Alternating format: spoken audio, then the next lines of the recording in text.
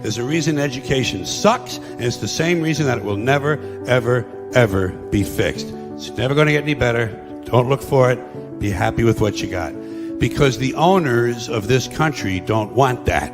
I'm talking about the real owners now. The real owners, the big wealthy business interests that control things and make all the important decisions. Forget the politicians. The politicians are put there to give you the idea that you have freedom of choice. You don't.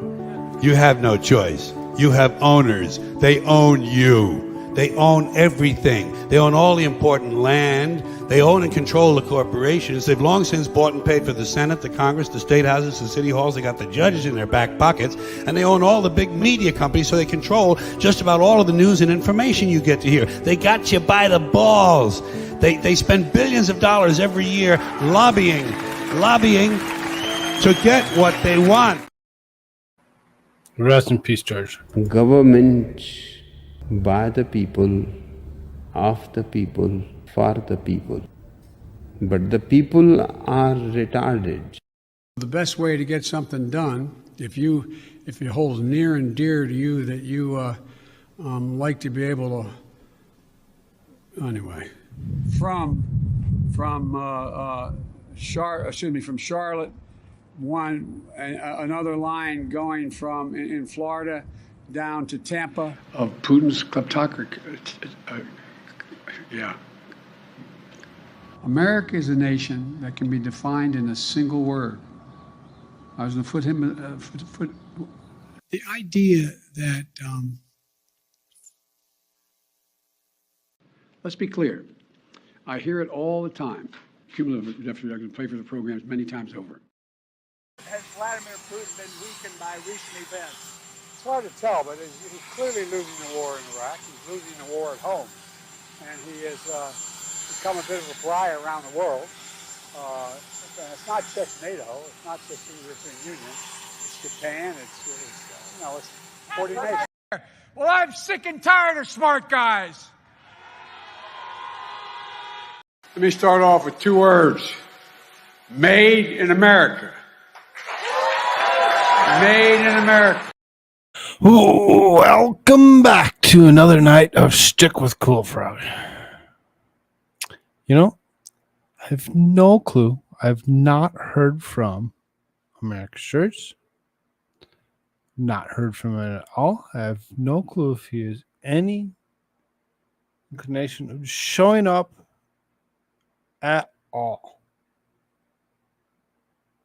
If you're looking for him, you might want to chant for him and see if it's enough to actually summon him.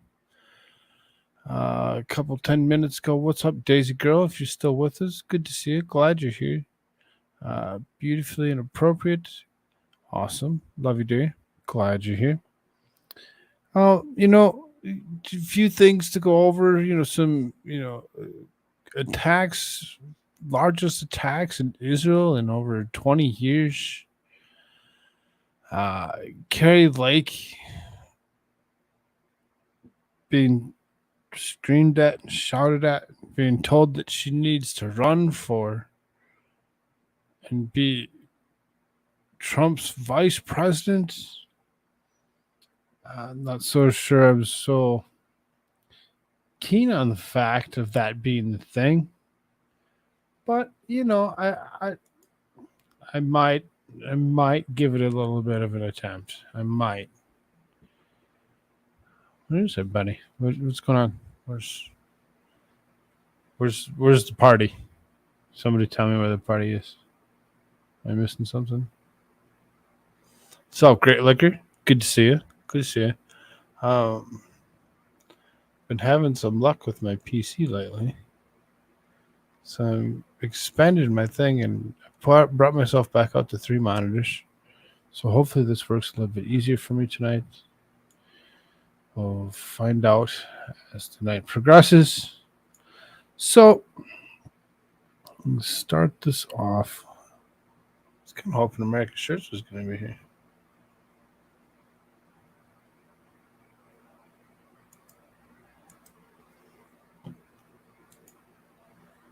Kind of hoping. Y'all talk to me. Hey, Rose. How you doing, dude? Y'all talk to me. I'll talk back. I'll hold conversations with you. We'll sidetrack off of anything that we want as I read through this news. The Colin guy. Hi, Dead Frog. Okay. Good to see you too. Glad you're with us. After 6 days of rioting, 700 injured cops, patriots take to the streets of France. Blue, white, red. France belongs to French. Wow, this show is pretty high production value. Yeah, exactly. It has me. Just me. If I can get my friend to actually show up, he shows up and he actually, helps produce the show. Got a problem with that? The call-in guy.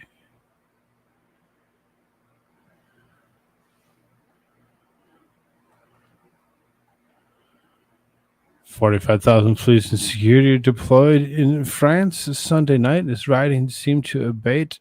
In the sixth night, local patriot militias also roamed the streets in Lyon and elsewhere. And 24-year-old firefighter died. A right-wing TV host raised over $1 million. I don't remember what the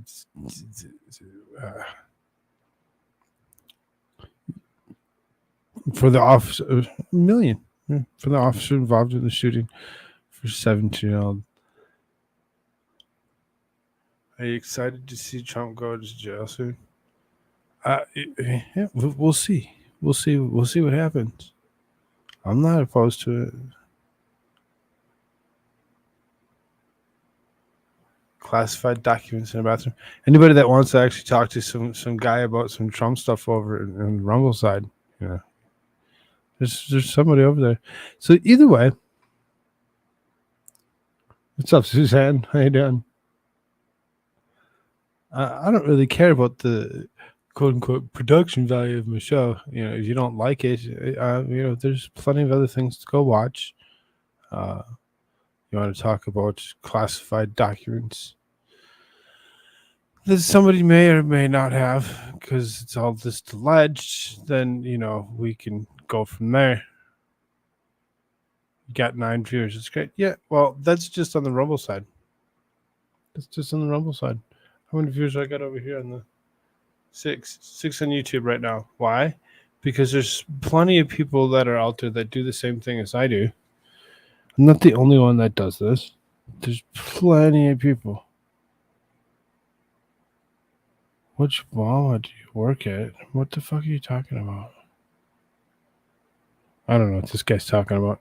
Anybody that wants to actually go and hold a conversation with the whoever this Colin guy is, go over there and hit him up on the Rumble side. When you're over there, hit the thumbs up button, rumble it out, let it do its thing.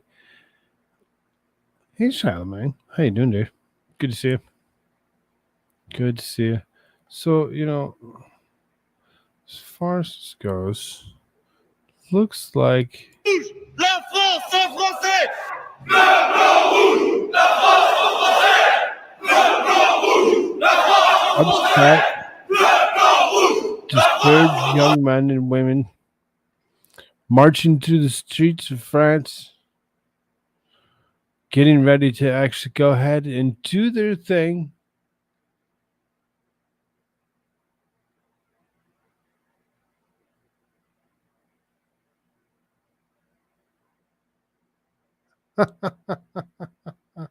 It's not what I do. It's what you do. You want to talk to me? You can check me out.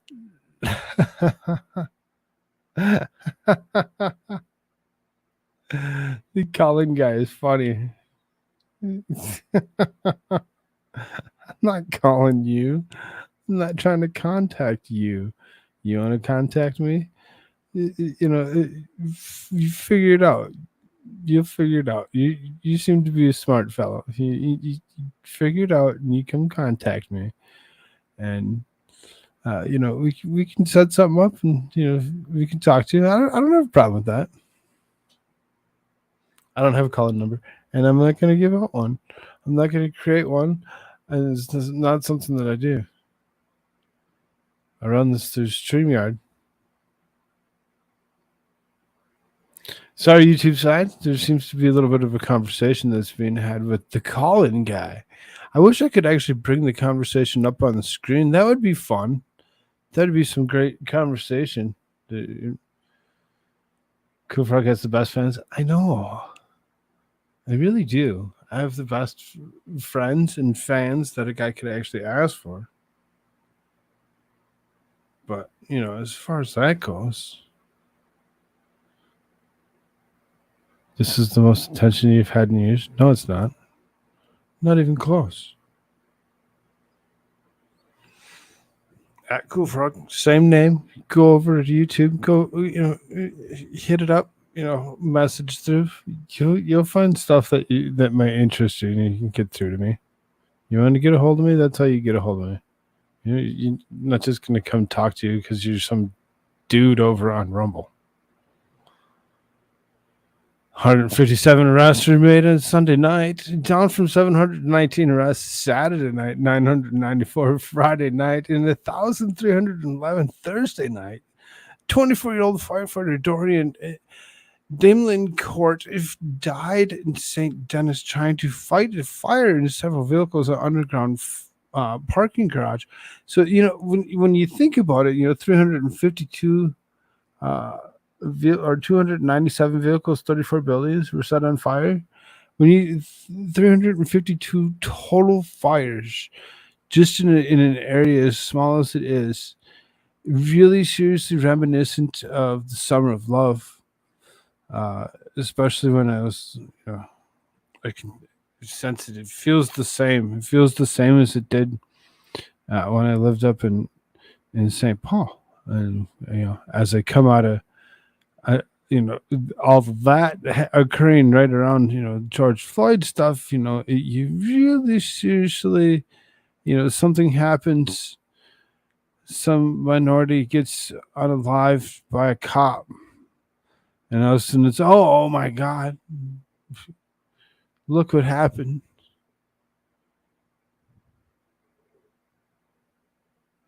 I can't believe what happened. It's amazing. What's up, Rabbit? How you doing, Jay?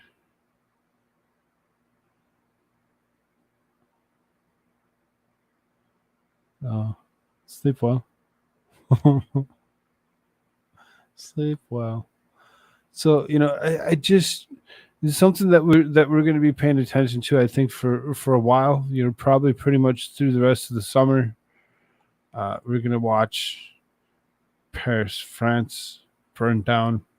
How many other countries will join in? How many places will try pushing the same ideology is what this is, trying to push the right to burn down whatever it is that they want to burn down. It looks very dangerous and awesome photography. I gotta say that. It's amazing. That's amazing.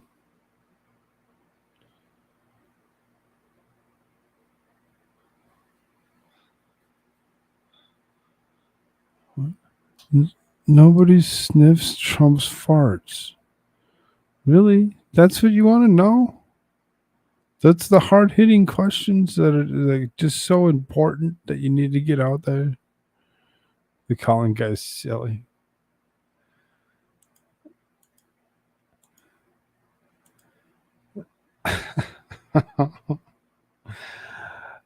Sorry, I was kind of hoping for an America shirt.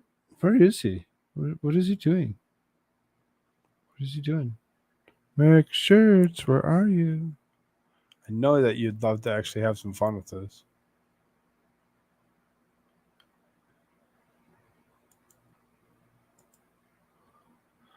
Like I said, I put myself in a different setup for that because I wanted to actually try utilizing this third screen the way I wanted it.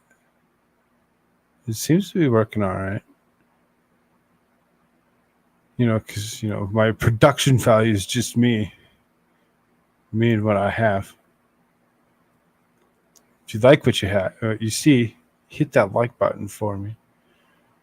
Share the stuff out wherever you like to share it out. Bring your friends around. Let them know where you like to hang out. At this, according to the calling guys, Trump fart sniffers. I think Canada might be the next poll is something like France. Well, I mean, they've already done enough. I'll get into some Canada stuff here in a short bit here, because there's some new fires that have actually occurred. There's some more stuff to actually talk about when it comes to that as well. So then here you go. You got Israel. It says Israel attacks Jenin as in biggest West Bank incursion in 20 years.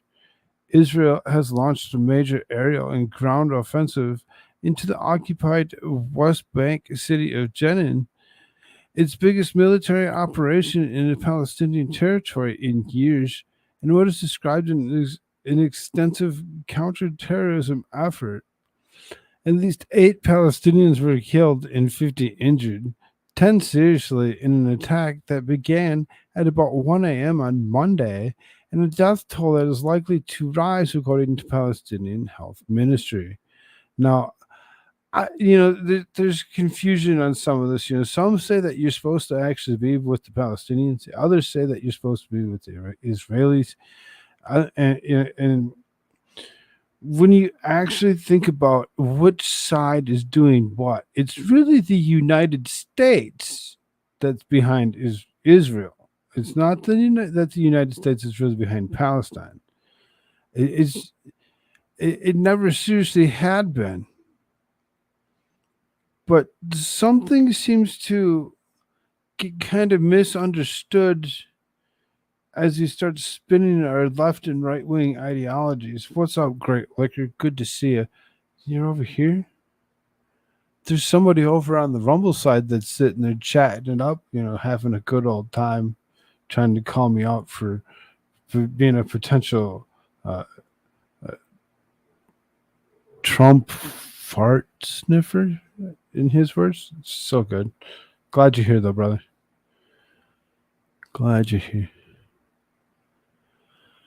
Monday afternoon, Israeli sources suggested that we would need at least another 24 hours to complete the operation, launching at least 10 drone strikes in buildings. A brigade of Israeli troops suggests between 1,000 and 2,000 soldiers backed by armored bulldozers and snipers at rooftops entered the city in its refugee camp, encountering fire from Palestinians after Israel informed the White House of its plans.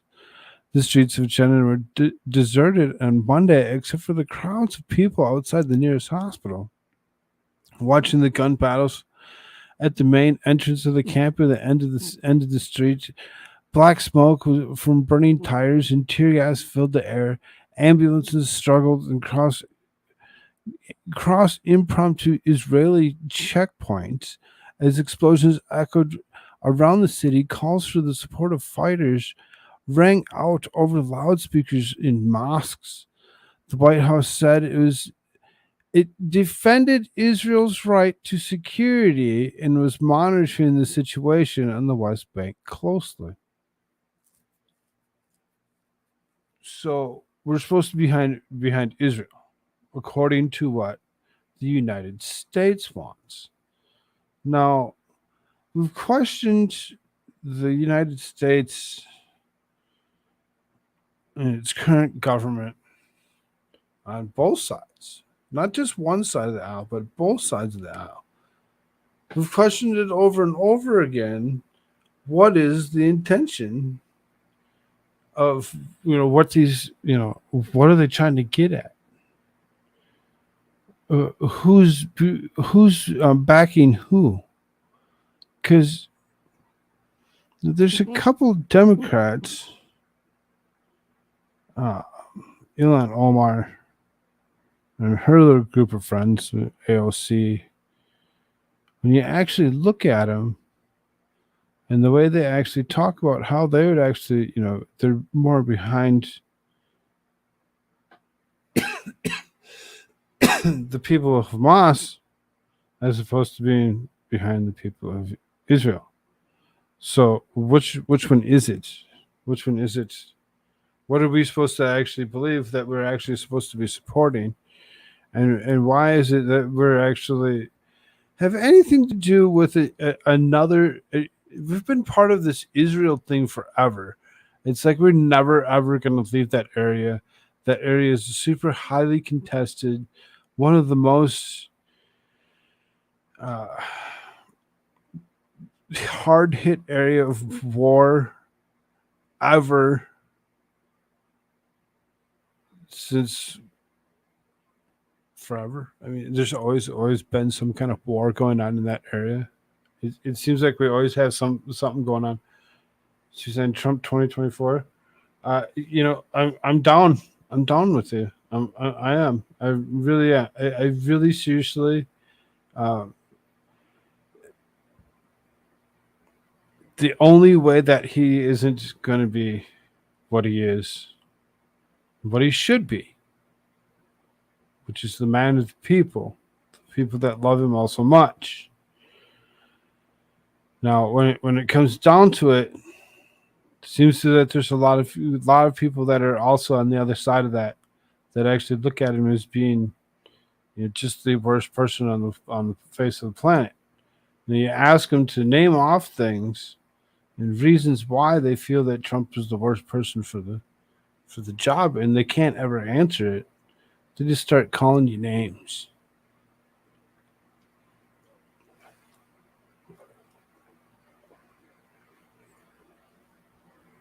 They just start calling you names. That's all they do. That's how fun that is. Britain's Prime Minister Rishi Sunak called on Israeli military to exercise restraint. While we support Israel's right to self-defense, the protection of civilians must be prioritized. The spokesperson said, in any military operation, we would urge the Israel Defense Forces to demonstrate restraint in its operations for all parties to avoid further escalation in the West Bank and Gaza. The spokesperson for Palestinian President Mahmoud Abbas called the operation a new war crime against our defenseless people, while Gaza-based militant group Hamas called it young men in the West Bank to join the fighting. So, they're actually calling up their young to actually come and join in the fight against whatever's happening. So it seems that every single time that there's more and more war, kind of makes you wonder, who are the main actors in this? Is this really a war between these people? Or is this a war between these people because somebody else, like the United States, has something to do with it? Lynn Hastings, the UN's resident humanitarian coordinator, expressed alarm at the scale of Israeli forces' operations in Jenin, added on Twitter, airstrikes are used to densely populated refugee camp, several dead and critically wounded. Access to all injured must be ensured. In a joint statement, the Israel Defense Forces and the Domestic Intelligence Service, Shin Bet, said they had attacked a command center in the Jenin refugee camp that was used by a local militant group.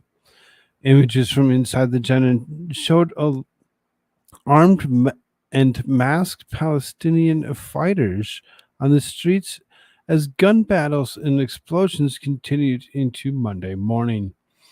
At a checkpoint in the outskirts of the city, the sound is increasingly heavy gun battles and aircraft overhead could be heard as the day wore on. In an escalation of the violence, Israel carried out an airstrike near a mosque in the city, which is said was being used by Palestinian gunmen to target Israeli forces. Exchanges for fire are taking place as the gunmen adjacent to the mosque in the Jenin refugee camp. The IDF aircraft struck to remove the threat. So, according to what they're saying, is they struck to actually remove the threat. There was a threat. Exchanges and fire taking place with gunmen adjacent to the mosque. IDF says, well, that's a threat. Take them out, remove them. This is the largest escalation that's been in the last 20 years, is what they're saying. So, being what it is, and everything that's already occurring within the world,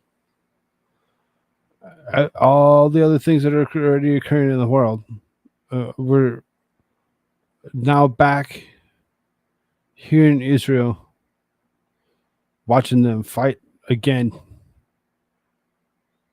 continuously, over and over again, about who owns this land. Let's do a poll.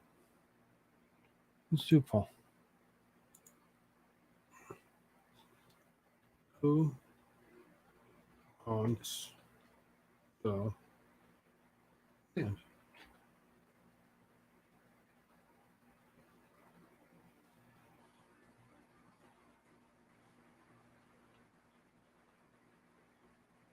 Israel.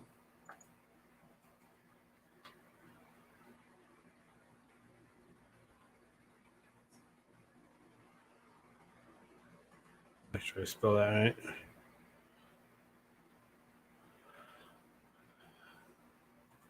And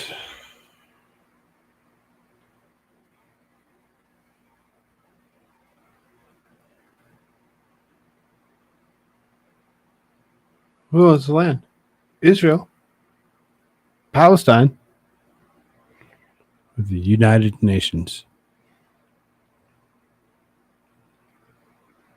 Who do you think owns this territory? This most contested territory ever between Israel and Palestine. Seems like we fight about this all the time. There's always something that's happening. We have Iron Curtains, whatever, to take out any kind of incoming missile bombardments. So it's really something to see. It's kind of fun. Today, Israel. I mean, I think it's okay. Thanks for correcting me, though. I'll know for next time. I think we get the point, though, right? You still understand. You didn't vote wrong, right? Do you need to actually correct your vote? There's bombing from the air and the invasions on the ground, said Mohammed Al-Sayed, the director of Palestinian Red Crescent Society in Jenin. Several houses in the site have been bombed. Smoke is rising from everywhere. The incursion came in the time of growing pressure within Israel for a tough response in the series of attacks at settlers, including shooting last week that killed 4 people. Electricity was cut off in some parts of Jenin, and military bulldozers were plowing through narrow streets. Another reminder of Israel's incursions during the last uprising. The Palestinian Authority in Jordan condemned the violence. The operation led to protests overnight across the West Bank, including the checkpoint near the city of Ramallah, in which Palestinian men died after being shot in the head by the army. A general strike across the territory on Monday. Israel's air defense systems were put in an alert for potential retaliatory rocket fire from the blockaded Gaza Strip. The IDF spokesperson said the operation was a focused brigade-sized raid that was expected to last between 1 and 3 days, and Israel did not intend to hold ground. One Israeli official said that the raid was intended to break the safe haven mindset of the camp, which has become the hornet's nest It was unclear whether the operation would trigger a wider response from Palestinian factions. Joining a militant group in Gaza Strip, the coastal enclave controlled by Hamas. A senior Hamas official called on young men in the West Bank to join the fighting. The deputy head of organization's political bureau, to our heroes in the West Bank from the south to the north. This is your day, young men. Fight with all the weapons, all the anger, and all the means possible to defend our honor in Jenin. So they were really calling out anybody and everybody just to be come out, be take out your guns and let's fight these people. Was keep what is ours. And when you actually think about some of that, and you actually think about what's happening, even here in the States or in Canada or anywhere else where they're actually trying to remove your guns, they're going to ask you to come out and fight. Fight with what? It's just going to be like, come out and fight. Let's go. You can have no guns because you didn't bring one. Ha! Done. There's so much to go along with all of it. What's up, Go Hagen? Good to see you. Good to see you. Senior Hamas official called for the young men in the West Bank to join the fighting. The deputy head of organization's political bureau said, to our heroes in the West Bank from the south to the north, this is the day young men fight with all the weapons, all your anger, and with any means possible to defend our honor in Jenin. The statement from Iranian-backed Islamic Jihad group in Gaza said the resistance will confront the enemy and defend the Palestinian people, and all options are open to strike the enemy and respond to its aggression in Jenin. As the operation continued on Monday, the Israeli Prime Minister Benjamin Netanyahu was briefed in progress on the activity of the forces on the ground, discussing future operational plans. The Israeli defense minister said the forces were closely monitoring the conduct of our enemies. The defense establishment is ready for all scenarios. The camp on the outskirts of the northern West Bank city is set up in the 1950s in the ghetto-like area, home of about 11,000 people, has long been viewed as a hotbed of Palestinians considered armed resistance, and Israelis see as terrorism. Hundreds of armed fighters from militant groups, including Hamas, Islamic Jihad, and Fatah, are based there. In semi-autonomous Palestinian Authority has next to no presence. Certain areas have presence, certain areas don't. There's some of it that really doesn't, isn't considered areas that you should be, in at all. They're like, just leave. It's all areas are controlled by somebody. I can't see how anybody can feel safe or feel that's even their home, that they would have to actually defend themselves at whim, just because somebody decided they wanted to actually take them out because they had a different belief than somebody else. We're always fighting in Israel. We're always going to continue to fight in Israel. Something that we're always going to do, and it's not going to ever stop.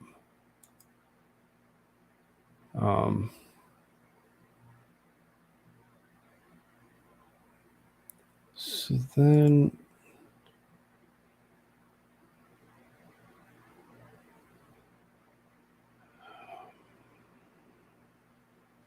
very warm in my room today.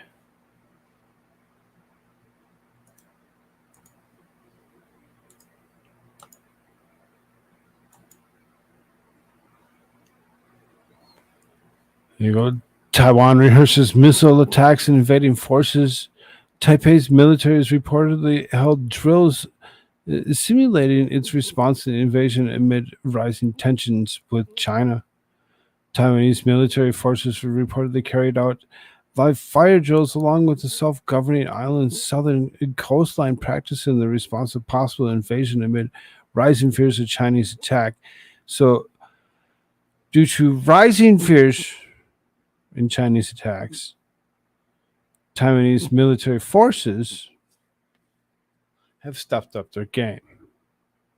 They're actually practicing more than they already had been for particular styles of invasions. They know that something's happening. This isn't something that's going to be us and just, here and gone. This is something that's going to happen soon. We help steal land and give it to what you call Israel. So I said, who owns the land? Who owns the land? Go back how many years and you look at who actually does own the land. Let's end that poll. End that poll real quick here because it's been up there for a minute. Who owns the land? 55% said Israel, 33% said Palestine, 11% said the United Nations. 9 votes. 5, 3, and 1. So I'm if I could vote, I'd add one to the UN. I really believe that the UN really has a lot to do with a lot of it, no matter what. It seems like it's always going to be contested land. It's always going to be contested land, and I'm just sick of us having to be the ones that have to have something to do with all of it. The latest exercise featured Taiwanese troops firing missiles from armored vehicles to destroy targets along the shoreline near the far southern tip of the island. Reuters reported on Monday the troops used camouflaged Humvees and fired U.S.-made TOW anti-tank missiles at stationary targets near the coast. Most of the drills were carried out today involved live artillery because the defense exercise needs to be similar to actual combat, allowing our army to be confident and have the capability to protect our homeland. Taiwanese Defense Ministry spokesman Sun Lifang told reporters. So, they're actually using live artillery. They're actually, ramped it up to the point of actually being like, okay, this is what we're going to do. We're going to be ready for anything that may and will happen. I really see that this as being a thing that we're going to be looking at. You believe it'll end eventually, Gohagen? You think the Israel-Palestine thing will end one day?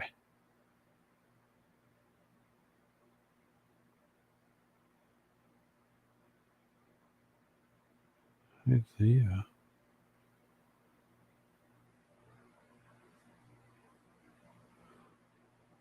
Am I missing something?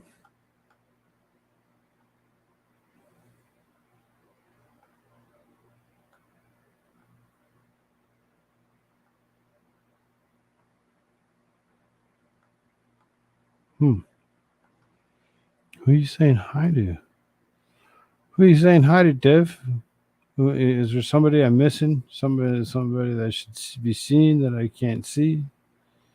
What is going on?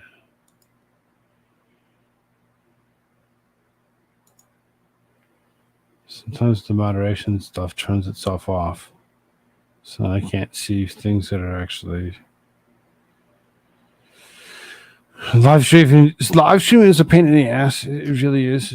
It takes a lot of time out of a person's day to actually, get ready to do something and try to do something at all to bring actual news.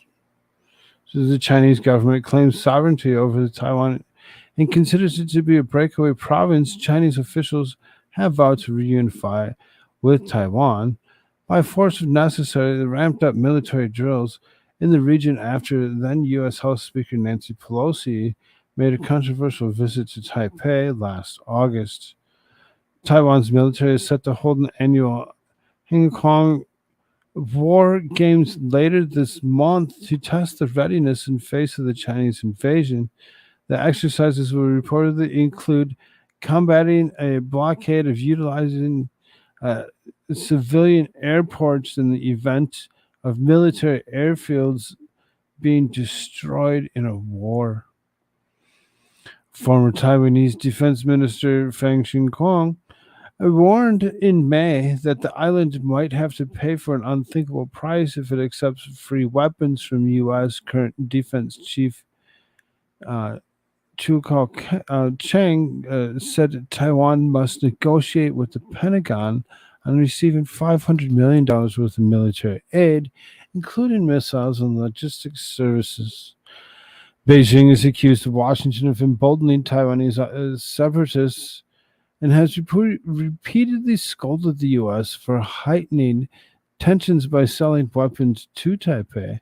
Chinese leaders have warned Taiwan that any attempts to seek independence by relying on U.S. help would be a dead end.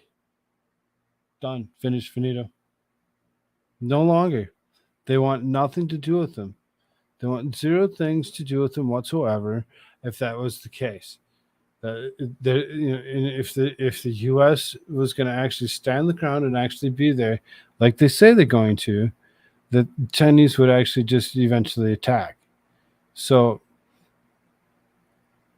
the U.S. UN has themselves tied up here in China, Taiwan, North Korea, South Korea, Israel, Palestine, Ukraine, Russia. And some of those kind of question which side we're actually on, what side we should be on. If we're not on both, maybe potentially. It's really kind of sad and disturbing to actually think that this is all just something that's just overlooked, not really paid attention to. Some people really do not see this kind of information because they don't go and look for it, to read it, to understand it, to that it's gone to the point that we could really be looking at escalations with Taiwan, and the masses will only know when it actually does happen.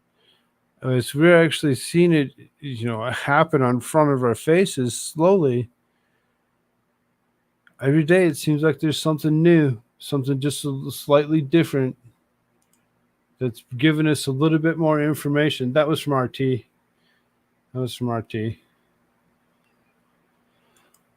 So for them Canadians, we like to actually try helping them Canadians out just a little bit. We bring them a little bit of Canadian news. Now, it seems as though, as you look around for the Canadian news, it's not just the Canadians that are being censored off the Canadian news. It seems like everybody's being censored off the Canadian news. It really sucks how censored it really is. What that bill actually really did do. Because it really didn't just do to the end user. When you actually looked at it and you looked at it close enough, you've seen that it actually attacked the publishers, the journalists, all those people that were out there that were actually trying to actually bring news. It was actually doing something to them as well. Why wouldn't China do it? Seriously, I don't know why China wouldn't do it. I really don't. So you get a lot of nothing out of Canada. I think I do have another article down later that's Canada related, but weather tracker: Toronto and New York ranked most polluted from Canada wildfires. Now I know we've hit on these wildfires. We've hit on it several different times. I get it. More than 500 fires have been raging across Canadian provinces in nearly a month, spreading orange-brown haze across the eastern Canada and Midwest and northern east regions of the U.S., leading to suffocating smog extending to major American cities. Toronto and New York have been ranked as the most polluted urban areas affected by Canada's wildfires, according to IQAir.com. The high concentration of particulates matters in the smoke has led to health officials distributing masks and advising people to stay indoors. As wildfires continue to burn through the rest of the season, there's an awful lot of fires that are going on when you still have over 500 fires that are uncontrollably burning throughout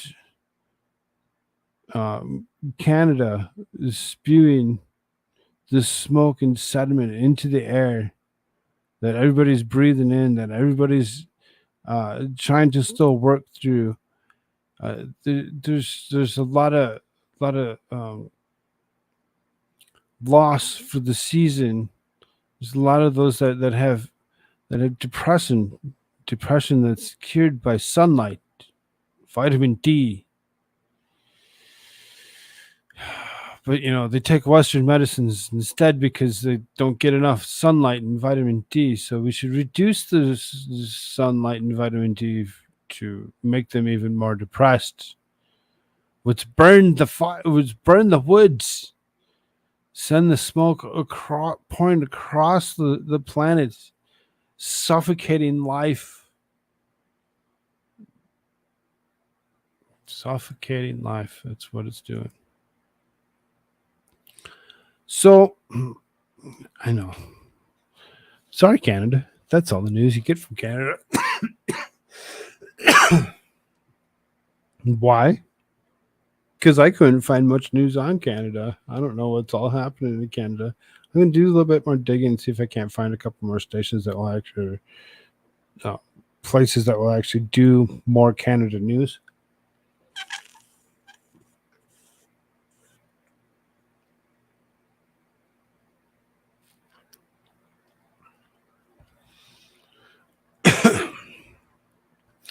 We'll see what we can do. So on to the United States.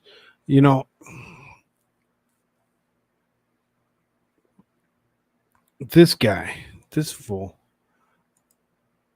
Okay. I'm going to have to actually change the way I got this set up. Trying. It's a little different. It's in a different spot than I'm used to having. So it says Adam Schiff wants to unpack the Supreme Court by packing the Supreme Court. So,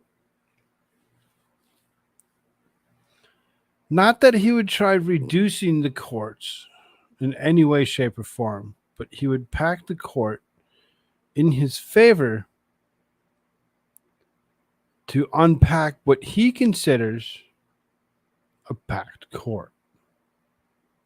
He considers it a packed court already.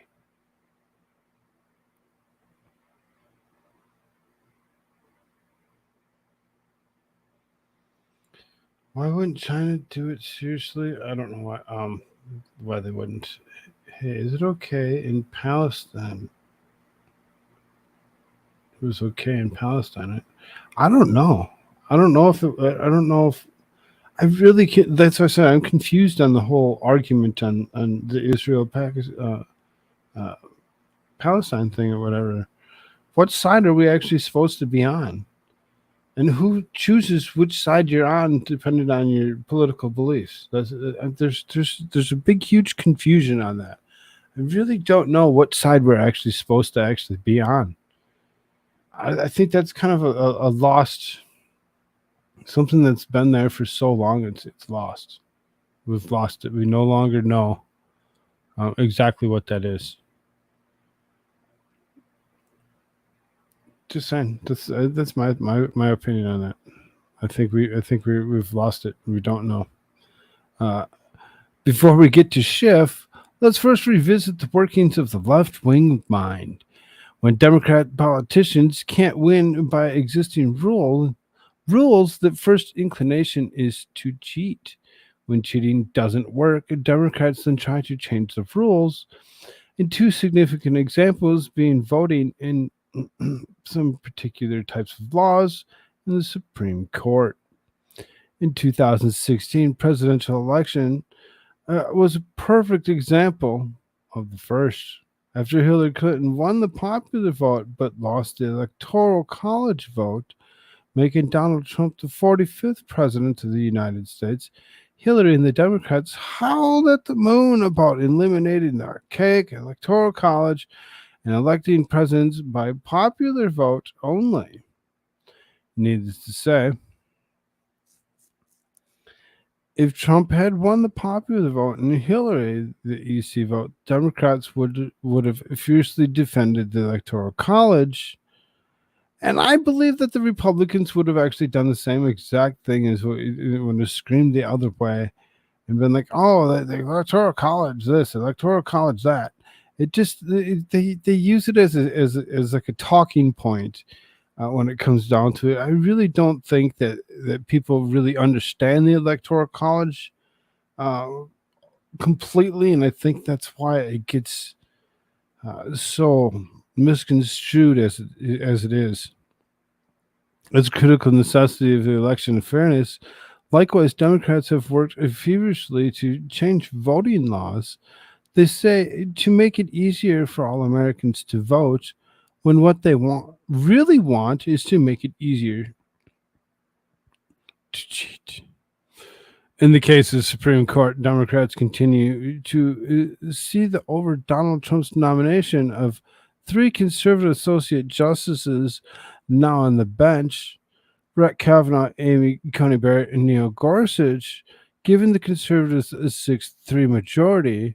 In theory, that has given John Roberts propensity to vote with the liberal justices in a somewhat regular basis.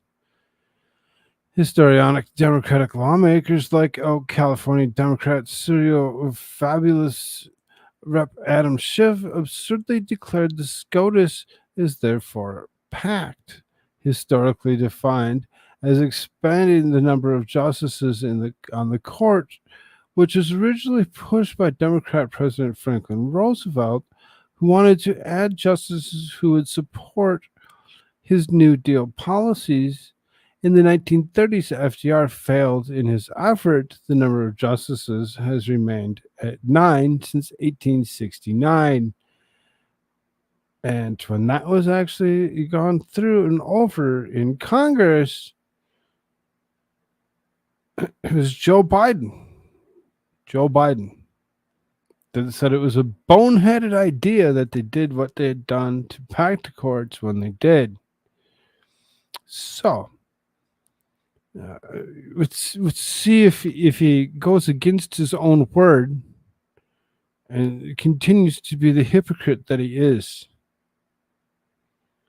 Adding justice to the SCOTUS today would be rewriting the rules of political gain, which would likely lead to both sides adding, say, 2 or 3 justices to a tit-for-tat move when either side regains the White House and the Senate majority, which brings us back to Adam Schiff.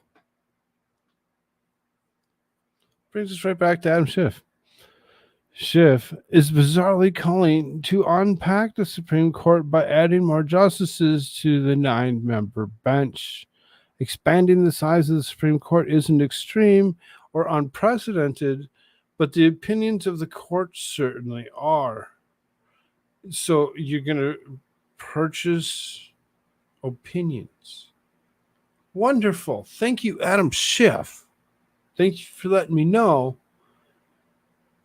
how you actually feel and what you're actually going to do for this country. Trump colluded with Russia and Hunter Biden's laptop with Russian plot. Please tell us more. Translation: I don't agree with the decisions of the court, so I want to change the rules and add more leftists like Ketanji Brown Jackson to the bench so the majority will vote the way I want them to vote. Shameless Schiff. Being shameless Schiff, he's exploiting his disdain for the High Court to raise funds for his 2024 Senate race. 2024 Senate race. He's going to continue. He's going to continue to do what he's been doing if we don't throw him as well as all of the other swamp creatures out of the swamp. He's a swamp creature. That's Shifty Schiff. We know dang well that he's no good. We've seen it in the recent past with the things that he's being censored for. He needs to be gone, removed, and never allowed to actually run for government again. We'll see what happens here within the short bit, because there's going to be an investigation, and then hopefully something more will actually happen that will actually remove him from ever being able to run ever again. In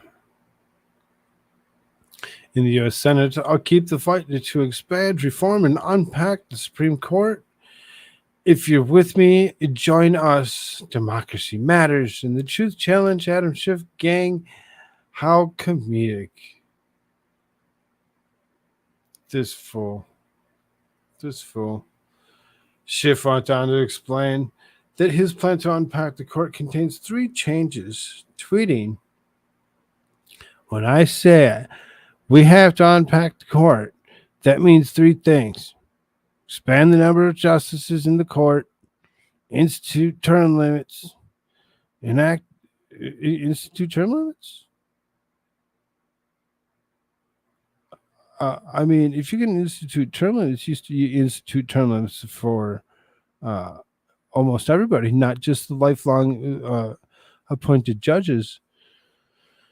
You put term limits on all members of Congress. You want to do something, don't be a hypocrite.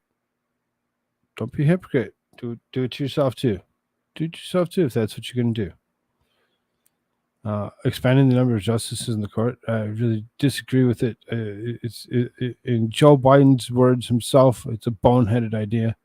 And then enact a code of ethics just like every other federal court. Yeah, right. That's what you're going to do. You're going to actually change the way the courts act so that they act in your favor, so that they go along with your ideologies and the things that you believe, as opposed to actually going along with not just you, but other people. There's a lot more people in this world than just Shifty Schiff and his ignorance for doing such a thing. I'm proud to be sponsoring legislation in Congress to do this. Adam Schiff, of all people, calls for a code of ethics. That's Dave Chappelle quality comedy right there. I'll close this one out by dropping a few related Red State articles for your reading pleasure. And, they go through the censure of Adam Schiff. What, triggers what goes on to actually go through everything that goes in and around Adam Schiff. Some interesting stuff that happens here in Red State. I really like Red State. I really enjoy reading their articles. They really kind of get to the point and really kind of helps it out. Helps it out a lot.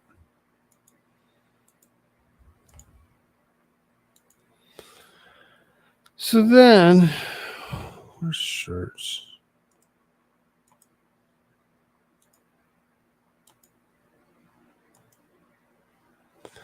AOC challenges legitimacy of SCOTUS, threatens conservative justice with impeachment.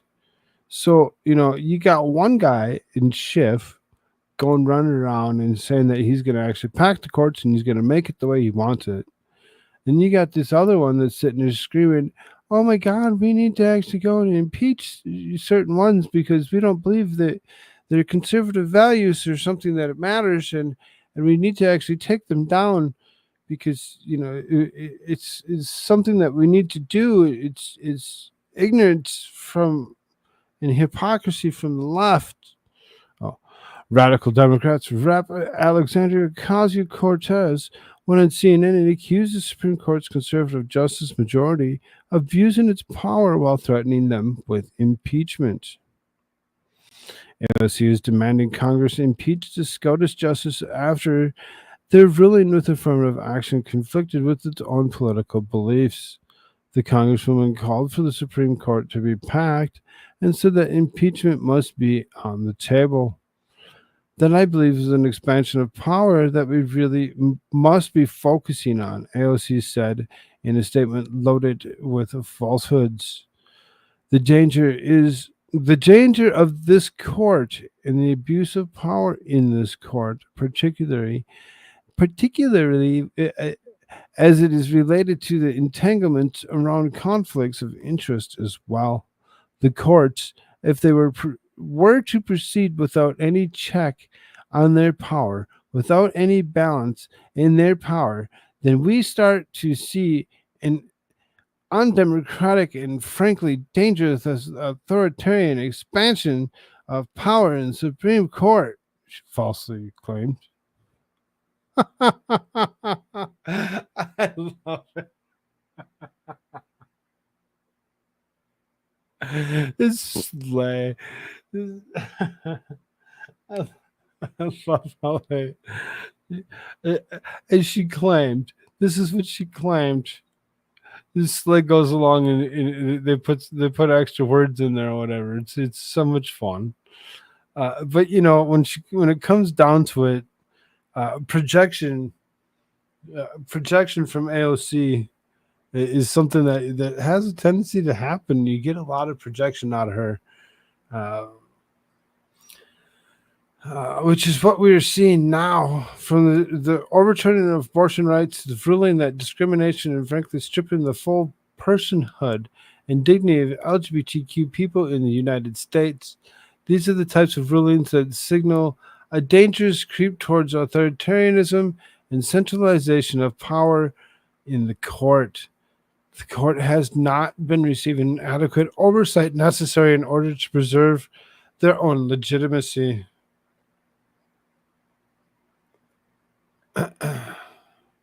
So, you know, this is AOC. I really don't want to watch a video of her. I really don't. And in the process, they themselves have been destroying the legitimacy of the court, which is profoundly dangerous for our entire democracy. She thinks we live in a democracy. She doesn't understand that we live in the Constitutional Federal Republic. She doesn't get it. I speak this way because that's the way she speaks about everything that she does. She adds weird inflections where you really don't need them. And she talks with her hands super violently. Lucky for me, I can do it without swinging my arms, flailing them wildly as I speak. And so I believe that if Chief Justice Roberts will not come before Congress for an investigation voluntarily, I believe that we should be considering subpoenas. We should be considering investigations.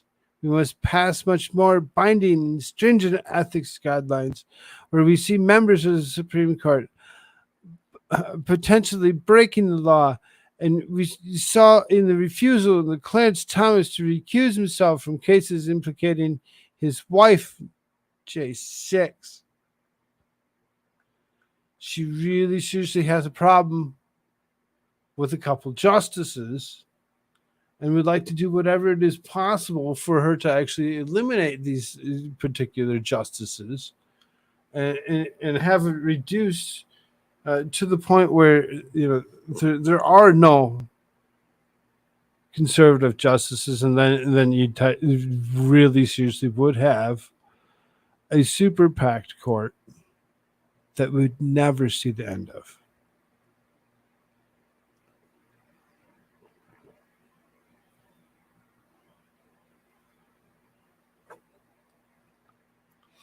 I don't think either side should have too much power for too long.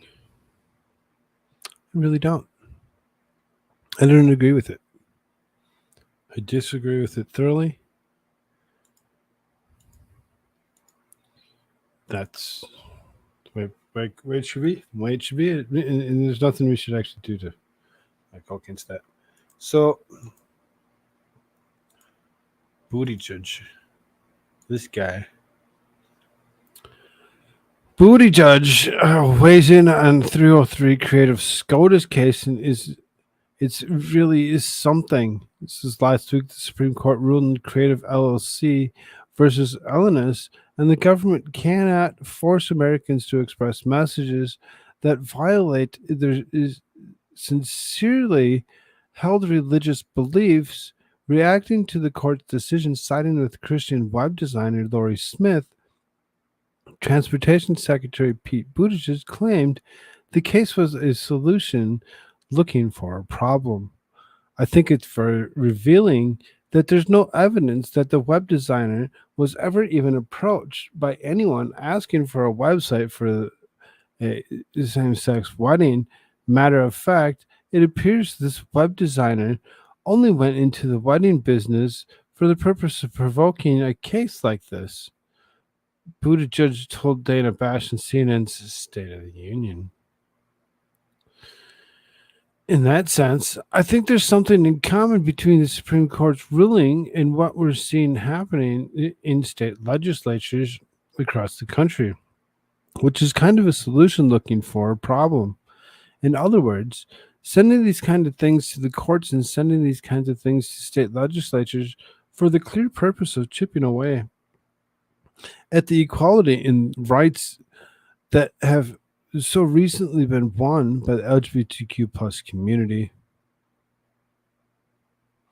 As Heritage Foundation legal fellows Thomas Jipping and Sarah Parshall Perry point out, Smith wanted to expand the business to do wedding websites, but given Colorado's Anti-Discrimination Act and how the Colorado Commission on Civil Rights has treated Masterpiece Cake Shop owner Jack Phillips, he was hesitant. So, when it comes down to it, I don't care what it is that you're running a business on. If you wanted to actually have a creative license to go out and actually perform weddings for men or anybody else or anything else, and that's what you really seriously want to do, go for it.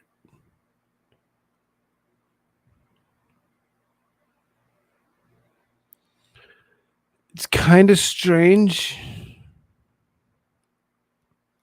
how he decided to actually side with the web designer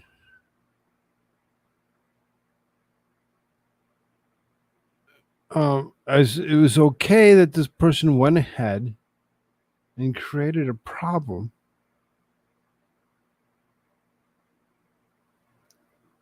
Created a problem so that there was something for her to actually fix. Thank you, Lori. Thank you, Lori Smith, for activating Mr. Buttigieg to actually say anything about this whatsoever. Because for whatever reason, it was of importance that you made something legitimate. Congratulations. You're now the most ignorant person of the day. Good job.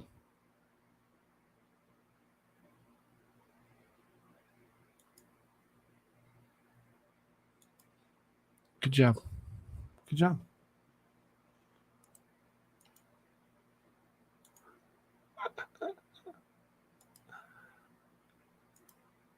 I don't care. 17 people watching on Rumble. Hit that thumbs up button for me if you can. That'd be wonderful. Really? Where'd y'all go? Relaxed nighttime voice. Yeah, is it working for you, Charlemagne? Jen Psaki claims Republicans are recruiting Muslims against transgender people. Former White House Press Secretary Jen Psaki claimed Republicans are recruiting Muslims against transgender people in her Sunday episode of MSNBC's Inside with Jen Psaki. Psaki claimed Republicans are using former President Richard Nixon's Southern strategy method by turning Muslim Americans against transgender people and in turn winning their votes. Now, decades later, the right wing is reviving that same playbook. Psaki said, "This time, the Muslim Americans and trans people hear me out here. The GOP is trying to recruit Muslim Americans, a community that makes up less than 2% of the U.S. population, against another tiny marginalized group of Americans, transgender people."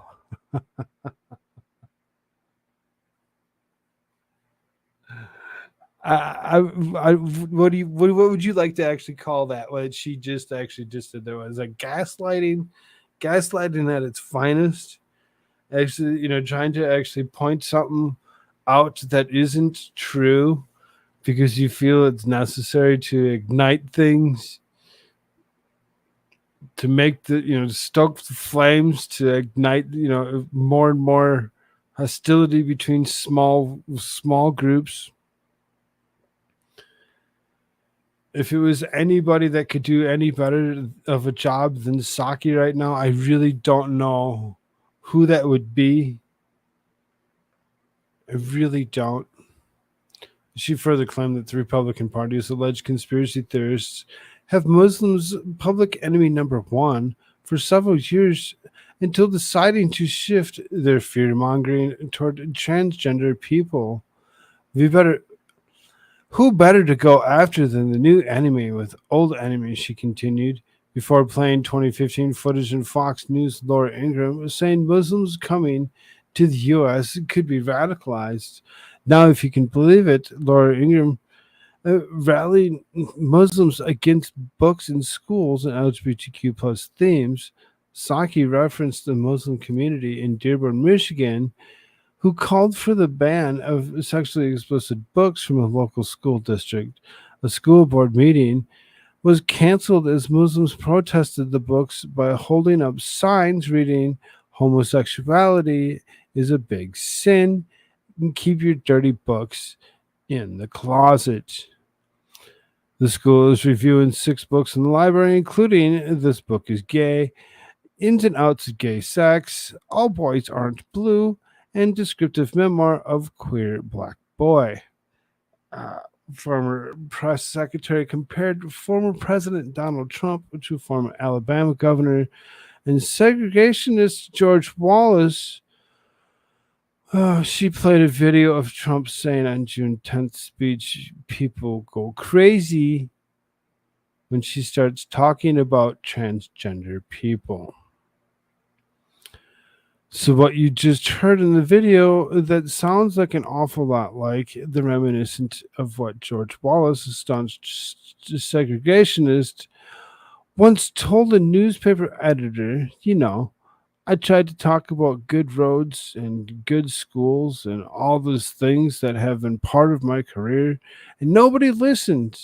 Then I began talking about them N-words, and they stomped on the floor." So let's be clear. This is the same old GOP playbook, another cynical ploy to tear through the fabric of society and damage the idea that out of any, we are one. Now, here's the thing. This is her quotes. She gets to go ahead and she gets to say whatever it is that she wants to say. And the ignorance of her own mouth to actually still turn around and point fingers at the grand old party and say that they're the ones that are racist. Don't lie to me. Stop lying to me about this shit.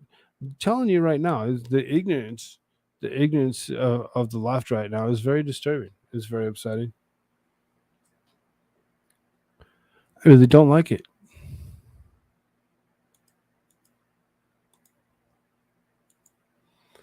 Jen Psaki, gaslighting as much as she possibly can.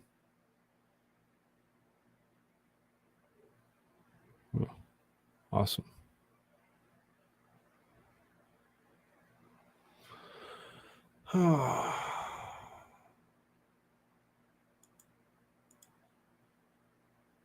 Put y'all to sleep. Glad to do it. Glad to do it. Far left political Democrats should primary Joe Biden. They should primary Joe Biden. They should definitely primary Joe Biden. He shouldn't even be somebody that anybody should even be looking at in the first place. He should be somebody that, I like how they use this picture of of him with his marks from his whatever type of face mask that he was wearing. I doubt it was a CPAP machine. The left-wing media started to talk about Joe Biden's dementia problems. Far-left Politico said Democrats should primary Joe Biden. The far left is calling for him to be primaried. They're going to stick it to him. They're like, just get rid of him. Get rid of him. Put somebody else in this place, somebody that can actually win or potentially win. Is somebody that's easier to control. Somebody that's not so explosive, diarrheal, or President Joe Biden needs a tune-up. He's stiff when speaking to the lectern. When not a stiff 80-year-old can be adult, saying that he did this week, that Russian President Vladimir Putin is losing the war in Iraq when he meant Ukraine and pointing out is senseless. He's senseless. God save the Queen, man. At a gun control rally last week, the English language has never been his friend, so it's logical that his managers or his aides have limited his exposure to the press. If Biden can't vanquish the worthy Democrat in the primary season, he has no business entering the general political route. The Hill also published an opinion piece questioning Joe Biden's mental acuity. We need a serious conversation about Joe Biden's brain, the Hill's opinion contributor wrote. Everybody's finally waking up to it. They're actually seriously starting to see what we'd been seeing for so long, that Joe Biden is not the answer to anything. He's the most corrupt, never should have been residents of these great United States. Although many journalists did a fine job this week highlighting the president's apparent confusion regarding Russia's invasion of Ukraine, one can't help but feel as if the news industry as a whole is avoiding the obvious follow-up question, namely, is Biden okay? The journalist at the Hill wrote, it's not an unfair question, either considering Iraq-Ukraine gaffes were not an isolated series of incidents. They're simply the latest in the string of bizarre, confused, mostly unintelligible statements from Biden, and his much longer string of bizarre, confused, and mostly unintelligible statements that have come to define the Biden presidency. Meanwhile, Democrat Governor Gavin Newsom is campaigning in Idaho. Thank you. Thank you for telling us about Gavin Newsom campaigning in Idaho. At the end of that, that was something that was totally unnecessary, something that we needed to understand so that way we can see that he's obviously doing a horrible job. Either way, the gaff machine himself of Joe Biden, even the left now is actually looking at going ahead and primarying him, removing him from the seat that he should never have been able to take.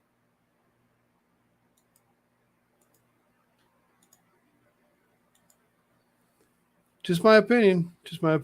So, the other main ticket item here, whatever that was on the. So this is Kari Lake. Kari Lake is sitting there running for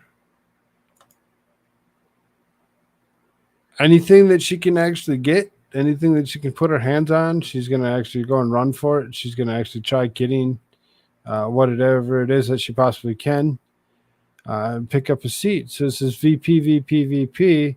Crowd chants Kari is vice president at Kari Lake's book signing event in the Trump National Golf Club Bedminster video. So you can see they actually join each other. On Thursday, says Kari Lake spoke with guests in her book signing event at the Trump National Golf Club in Bedminster, New Jersey, about her campaign and why she decided to write a book telling the story about her stolen potential goings on in different states. As Lake stepped away from the podium, the crowd erupted chanting VP.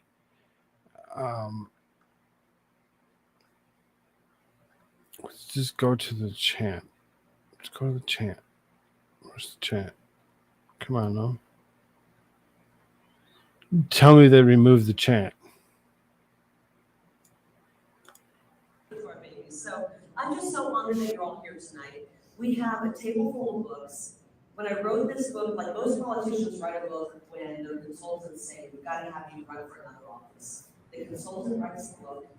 It's a big volumes all the way up. And that's not how this book came about. This came from my heart. It's the story of my how I had lived the American dream growing up in the 80s with Ronald Reagan as our president. And it's a story of how when you hand your life over to God, whatever you can imagine to be amazing, He's got something better. Yeah. Right? So we're going to start some books. I just heard from Little Birdie that we're going to have a special guest join us in a little bit. So what do you say we enjoy each other's company? Let's sign a few books, take a few pictures, and let's hope that a really special friend comes swinging in here, because I have a feeling he might have been swinging a golf club today and got caught up out there. Who can blame him? Maybe that's him up there. I don't know. This swing may be better than that. But anyway, thank you. Enjoy yourselves. I love you all for being here. And let's enjoy the night.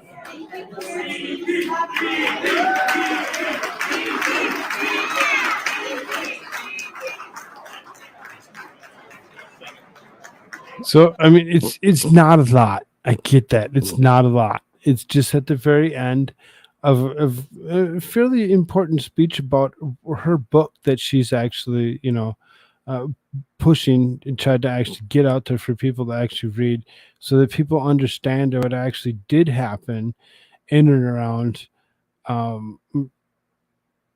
what was going on with her governorship that she actually lost. She did lose it. It's not hers. There's nothing she can do about it. So then, as you can see, there's the words on the screen of what she actually just said. And then after she's done, she completes her statement and actually, believes as deeply as she does about what the things that have actually happened and how it's actually gone on. I'm kind of with her on some of it. I really am. I've read enough things to actually understand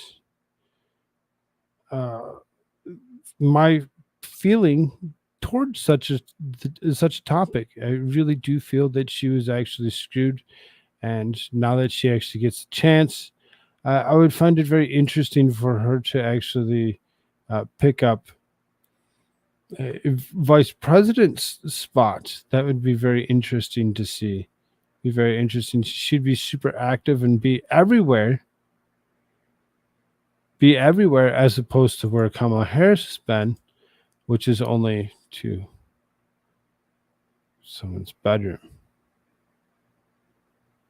Oh, oops. Did I say that? Did I say that out loud? Oh, well. I guess I did.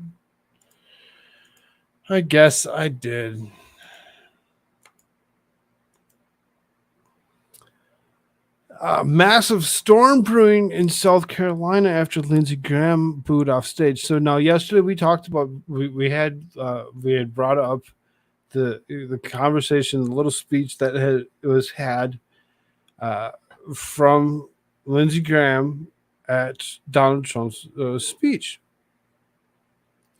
and how much the crowd booed him. And because the crowd booed him as much as they did, there had to have been an awful lot of people that had actually seen that and understood what was actually happening. So shortly after President Trump finished yesterday's stump speech, the freak storm wrecked the small town of Pickens, South Carolina. Trees were uprooted and roofs were blown away.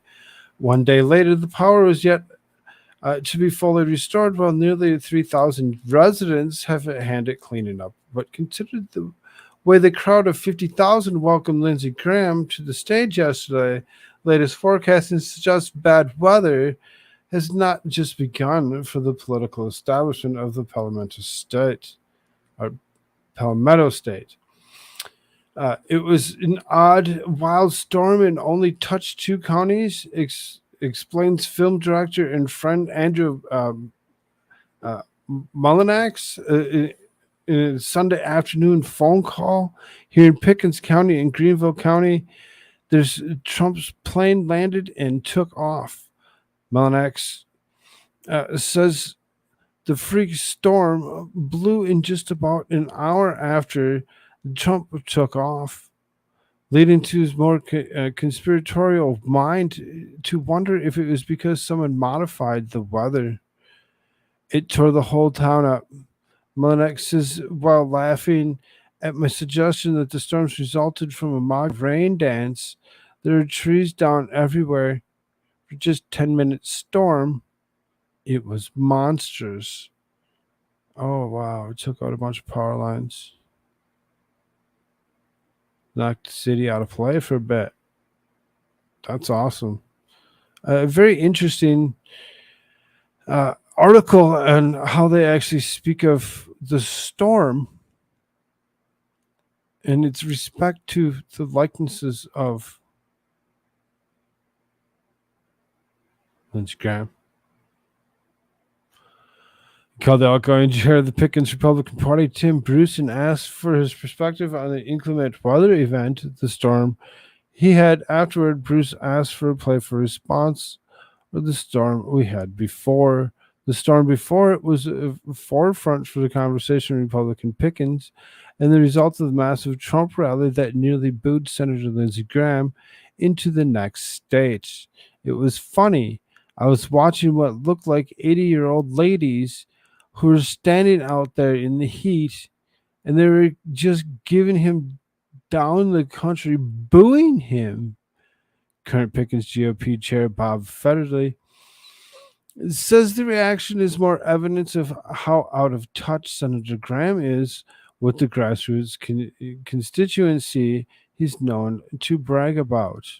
Graham touts very proudly that he is born in central South Carolina, which is in Pickens County.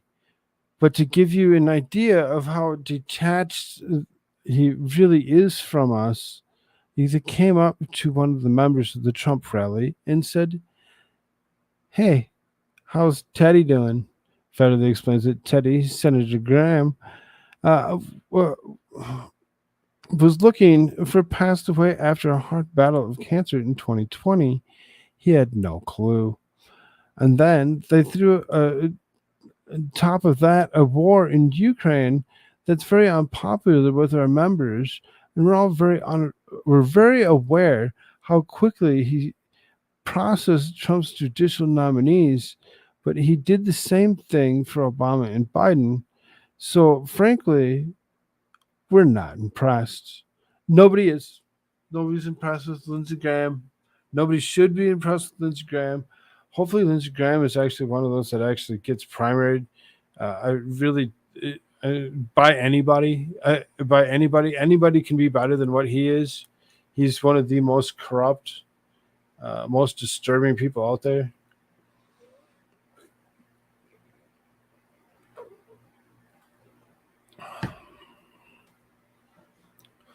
Let's move on. Move on from Lindsey Graham. Stop picking on him for a bit, I suppose.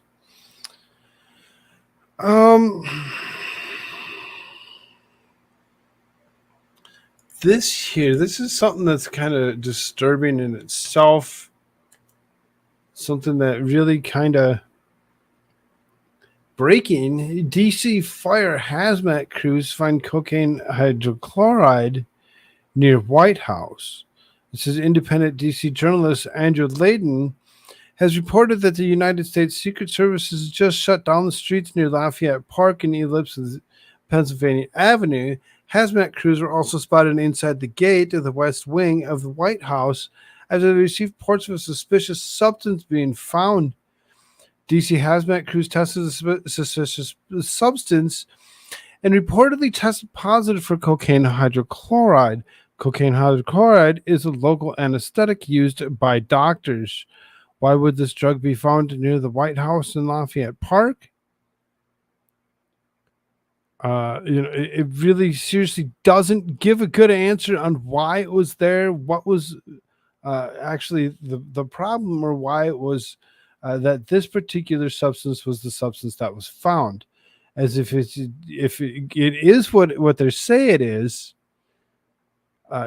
doesn't seem like it would be as dangerous as you might think if it's used for a local antiseptic.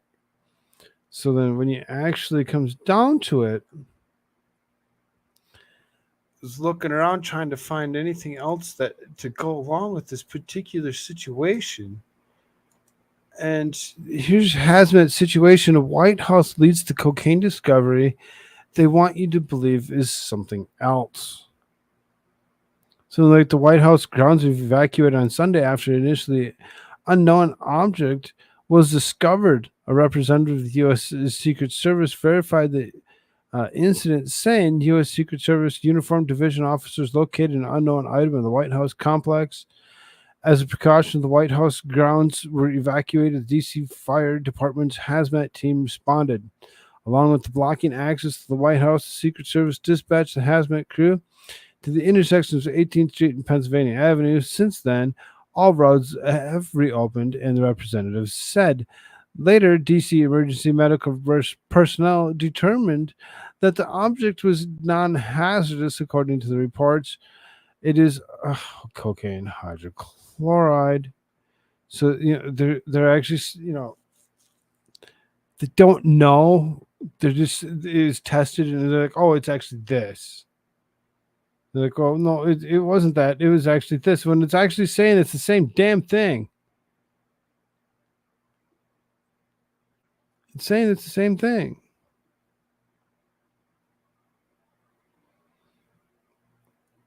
It was Hunter having a picnic? Yeah, maybe. Other than the cocaine hydrochloride isn't like cocaine that you would use off the street. I would hope that anybody who was doing anything that was cocaine hydrochloride would know better, and that it wouldn't do anything for them, but keeps them clean. On the internet was a radio tape from DC Fire Hazmat announcing the cocaine hydrochloride test results. Hydrochloride is local anesthetic, and doctors administer nasal mucous membranes before surgery, according to the same media sources, which is accurate to liquid nasal sprays. Numbrio and Gopralto, which received FDA approval. There's so many little tweets that go in between all these. The material arrives in its solid form, since according to the White House accounts, not much nasal spray was discovered since the substance wasn't made into a solution. The precise name for cocaine is cocaine hydrochloride. In less formal context, this could be referred to as a bag of coke. The legal medications that were sold in the market are hardly ever used, even if the medical product sale didn't have the obvious flaws. Why do we care? Why do we care? It was something that was actually found in the grounds of the United States Capitol building, and now all of a sudden we're being so concerned about what it is and why it's there, and what we should actually do about it. What are we going to do? Are we going to shut down the government all of a sudden again? Is that what we're doing? Is that what we, small little steps? We don't want to, step in too fast, but one little step in, we get another little step in. Next week, by the end of the month, we're totally locked down, so we can't actually walk up to the Capitol building again or something. So that way they can actually run roughshod all over the United States like they have been. This whole thing is ridiculous. Whole thing's ridiculous.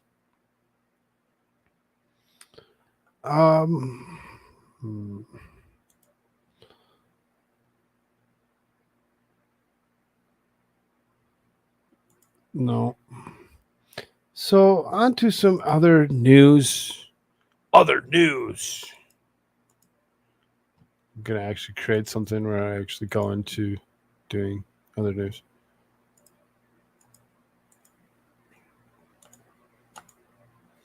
There's some interesting things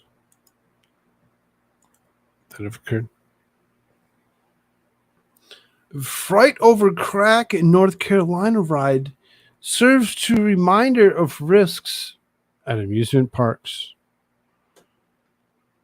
Let me make that just a slight bigger for you. Visible crack in the support beam of the North Carolina roller coaster serves as a reminder of the risks that sometimes arise with amusement park rides, particularly as families of adrenaline junkies flock to the attractions in summer. Video footage of Charlotte-based Carowind's popular Fury 325, known as a Giga Coaster, due to the dramatic height of 325 feet, showed a key support beam bending at the top, visibly detached as the cars packed with unsuspecting passengers whirled by at speeds of about 95 miles an hour. The park, which straddles the North Carolina-South Carolina line, closed the ride late last week as questions swirled about how the crack occurred. Those answers remained largely unknown as state investigators were on site on Monday morning. Tommy Petty, chief of the State Department of Labor Amusement Device Bureau, confirmed investigators already came and went from Carowinds on Monday, but declined to share details about the findings. Meanwhile, Carowinds said in the statement that all of the rides, including Fury 325, are inspected daily to ensure that the proper functioning of structural integrity. Several Carowinds visitors said that they were aware of the ride had been closed for repairs, but they were not deterred from enjoying the park's other attractions. Of course they wouldn't. Of course they wouldn't. Now, where's the picture? Where's the picture? Dang it. Is it on the other one? So there's another roller coaster. Roller coaster rider stuck upside down for hours at Wisconsin Festival.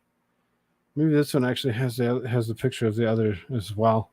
This is 8 roller coaster riders were stuck hanging upside down for around 3 hours at Wisconsin Festival on Sunday. I would have been freaking the fuck out. The incident happened at the Forest County Festival in Crandon. It was the festival's final day at the Crandon International Raceway. Some of the stuck passengers were children. CBS affiliate WSAW reported they did all very well. Firefighter EMT Erica told WSAW, obviously they were scared. They had been upside down for quite some time. Could you imagine all that blood rush going straight to their heads? That could actually injure a person in itself. Holding them upside down for 3 hours, I would assume that there's some kind of lawsuit that's going to come out of this in some way, shape, or form. They did all very well. Obviously, they were scared. Facebook user Scott Brass posted videos of the scene showing the roller coaster car stuck. Everyone got down safe. Kudos to the little girl who told the firemen to go rescue the older man first because he was struggling. That little girl deserves a medal of courage for sure. I mean, I couldn't imagine any weight of any sort being stuck upside down. That adult had to have been in pain.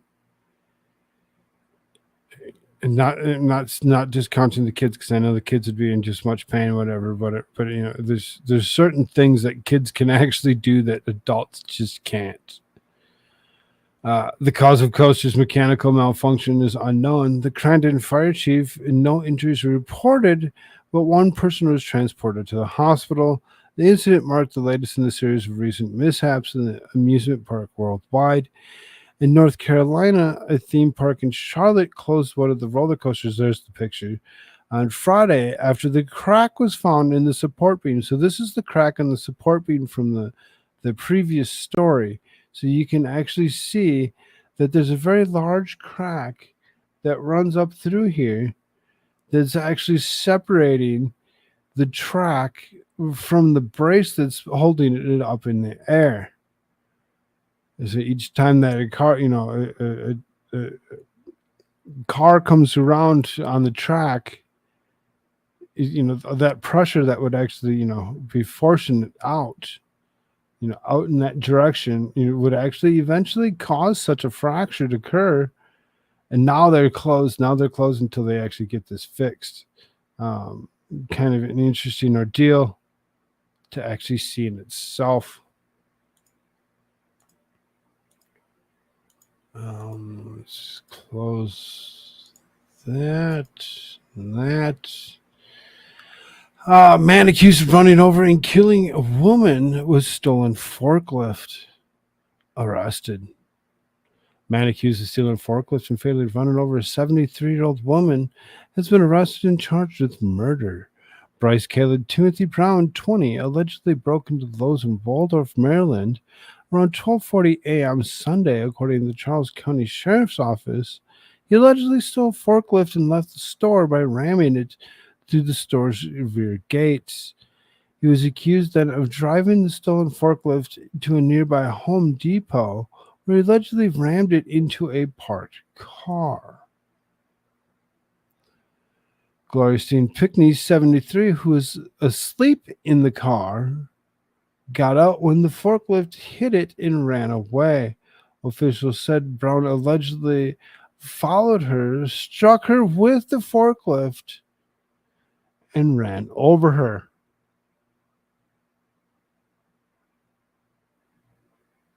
Just straight over the top. Nothing to see here. Just take my forklift, chase you with it, and run you down. He's also accused of stealing the victim's car. Investigators later recovered Pickney's car near Brown's home.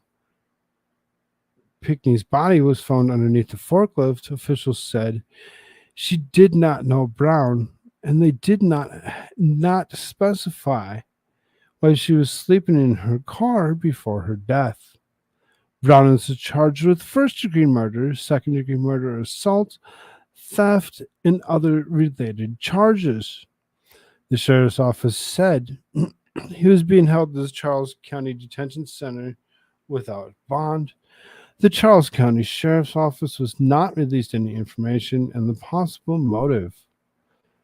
Interesting as it is, a young man felt it necessary to run her over with a forklift. You couldn't imagine how scared this lady was as this young man decided to actually do such a thing. May he be run over by 100 forklifts for the rest of his days on this earth. Disgusting, disturbing young man.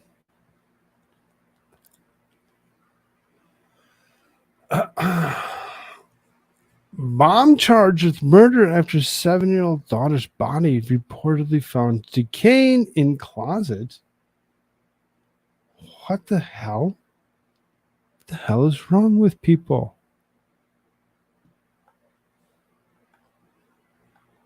Mother of a 7-year-old girl was arrested in Georgia.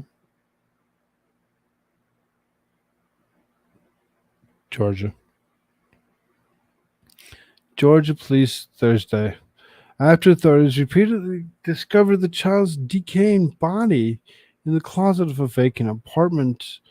Alondra Hobbs, 27, was charged with felony murder and second-degree cruelty According to the news release, the DeKalb County Police Department officials allegedly received a report of 8 to 10-year-old deceased in a closet from a disconnected cell phone. June 25th.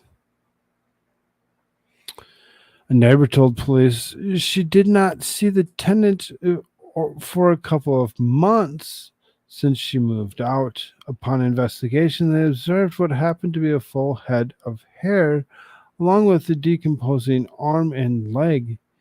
The young victim was identified as Olivia Hobbs Jordan.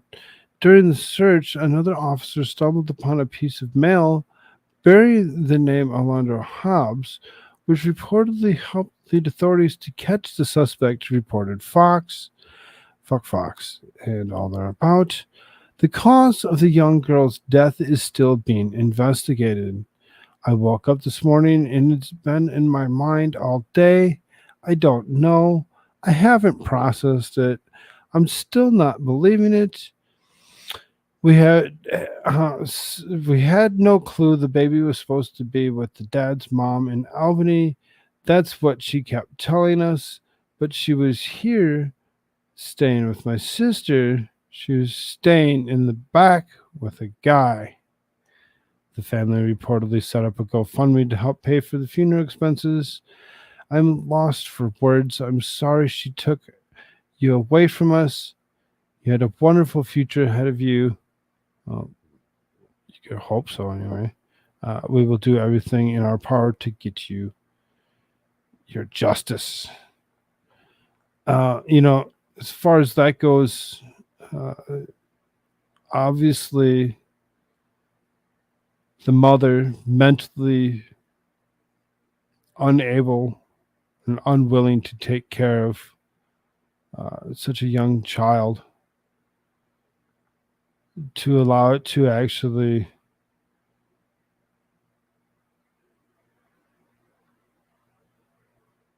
be an 8 to 10-year-old. She did a wonderful job for 8 to 10 years. Most 8 to 10-year-olds have the abilities to almost feed themselves, to know when they're hungry, to know when, how to do certain things. It sounds like there might be more to this particular case. Alondra Hobbs, who will be paying attention to you and what comes of this particular case and what you get charged with. Hopefully, for taking and neglecting some life, you don't find yourself being neglected as you sit in prison for what you've done.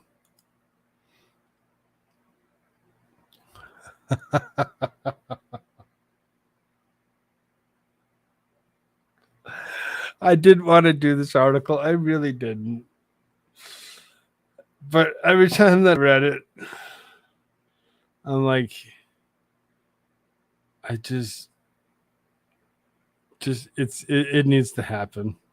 Chicago police, a man named Neiman Marcus, shoplifted from, yep, you guessed it, Neiman Marcus.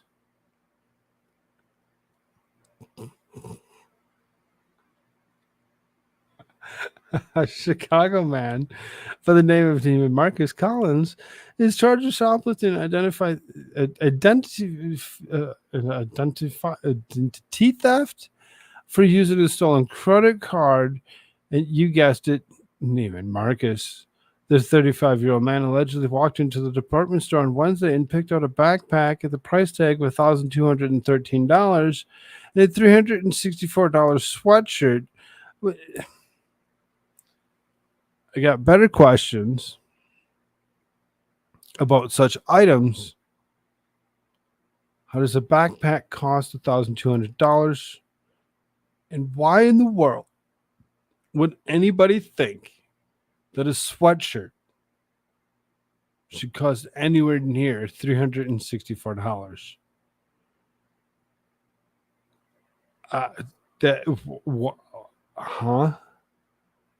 Collins drops a sweater on the ground by the checkout counter And he gave the cashier a stolen Discover card belonging to a 60-year-old woman, unbeknownst to the cashier, according to the Assistant State's Attorney Joseph Sorrentino.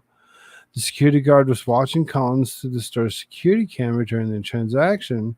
After paying for the backpack, Collins allegedly picked up the sweater off the ground and stuffed it into the backpack. He was stopped at the door by another guard. The loss prevention office realized that Collins paid for the merchandise with the stolen credit card. He was charged with aggravated identity theft of a person over 60 and a misdemeanor of retail theft. Collins already has 5 outstanding arrest warrants, including one in Florida and one in Georgia. He's convicted of felonies in 6 different times. 3 of them outstanding warrants are for violating his probation. Violation of probation gets looked at in the same manner as any other felony. They look at you, they say, "Oh, you're in violation." They don't see what you're just in violation of it. They see that there's a felony arrest warrant for you. They're going to actually violently arrest you if you don't listen to what they ask you. That's what they do. That's what they do. Resisting isn't going to get you anywhere. Just do what they ask you. You'll be okay. But found it interesting how Neiman Marcus shoplifted. Neiman Marcus. Such a smart man.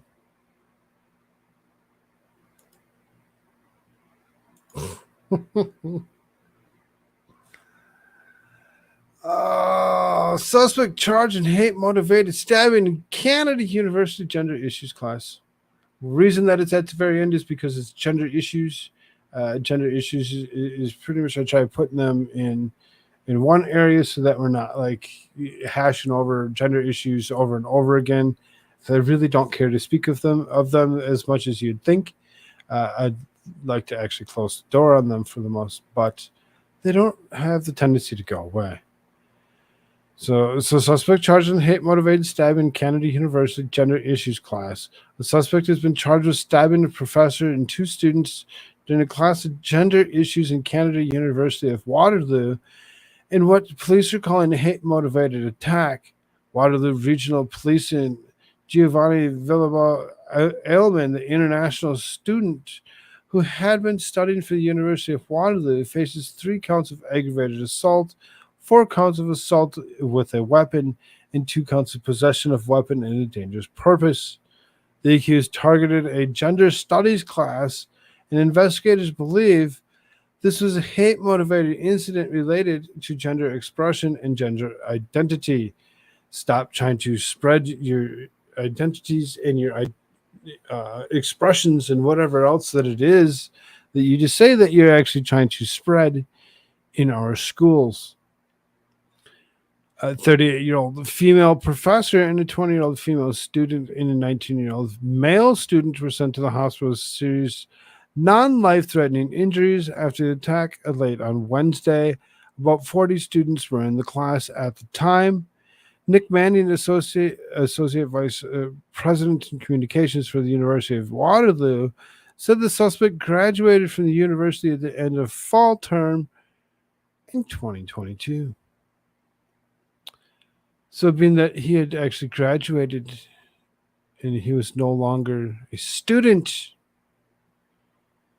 that makes it, well, this is Canada. I don't know what it makes it. Never mind. Here in the States, it would make it a felony because he'd be on somebody else's property that he's not allowed on. Otherwise, if he was actually a student, it was property that he was allowed on, so it would actually reduce some of that. Not that it wouldn't be a felony. I'm assuming, I think it takes away the federal count. Police say that the accused were found in the building. After the stabbing was arrested, he appeared in the court for a bail hearing on Thursday. Nick Manning, Associate Vice President of Communications for the University of Waterloo, said the suspect, a former student of the university. I thought I just read that. Many said the stabbing occurred in Philosophy 202, which, according to the university website, focuses on gender issues. The website description of the course said it will examine the construction of the gender in the history of philosophy through contemporary decisions. What is gender? How do we do gender? And can we undo gender? And do we want to? Our entire community is really concerned around this. What really happened here? It's a big shock. It's a big shock. Are you sure? Are you sure it's a big shock? Are you sure it's a big shock that just so happened to happen in and around this mentally unstable type of community of this world? Police have said that the attackers' motives were unclear, but Canada is a history of gender-motivated attacks. In 1989, Mark Lepine killed 14 women and injured 14 more people before killing himself in a Montreal engineering school. In a suicide note, he professed a hatred of feminists. Feminists have always enraged me. The day of the attack, the 6th of December, was commemorated the National Day of Remembrance and the action of violence against women. In 2019 of September, another man killed 10 people in Toronto when he drove a van to the city's streets. Later told police that the murders is an act of retribution against women who had ignored him.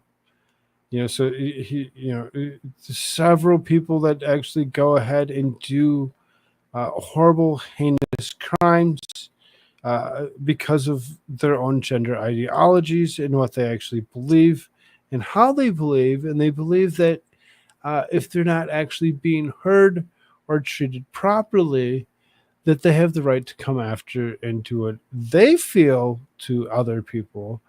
And it can be very dangerous to actually think that it wouldn't be in and around this particular mentally unstable community of transgenders.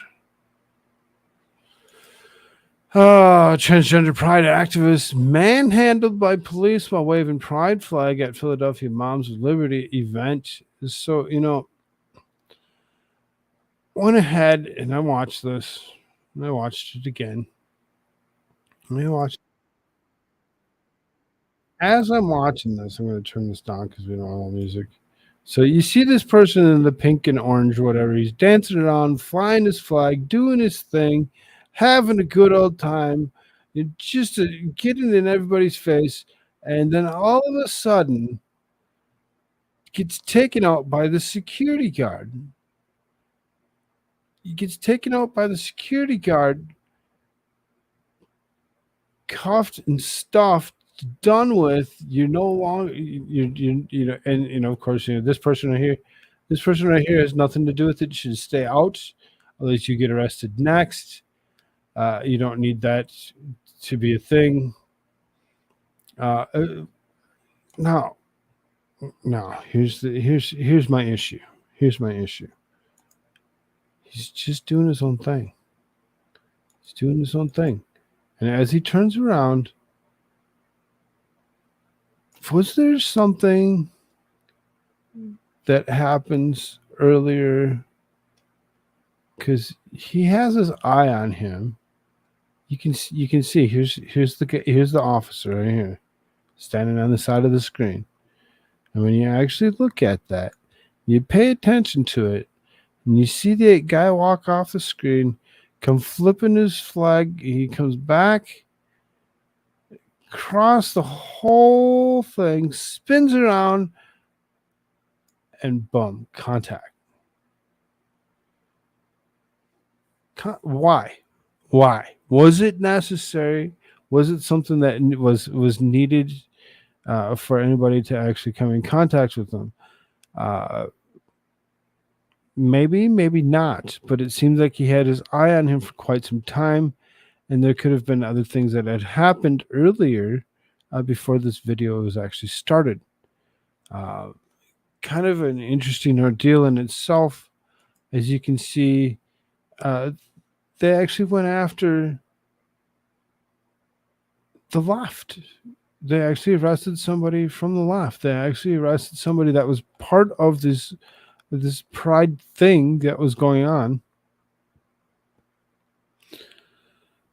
And the chant "Hate has no place in Philadelphia" was also heard resonating among the crowd, signifying the stance against what they perceived as a divisive ideology propagated by the conference attendees. The demonstrations took the contentious turn when the transgender activist was waving the pride flag in a disruptive manner.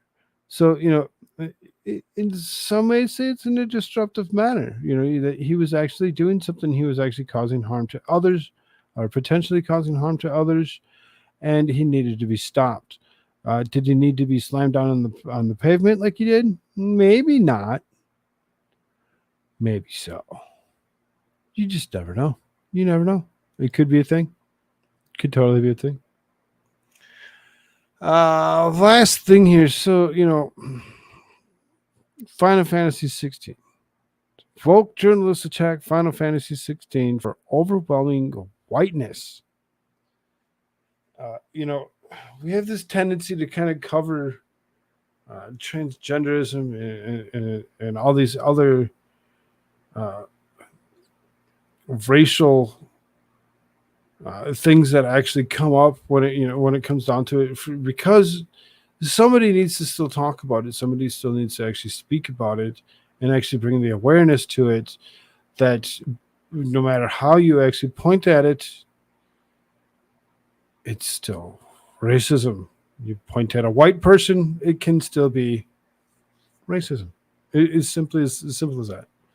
Latest video game is long-running Final Fantasy series is facing attacks from the woke video game news site Kotaku.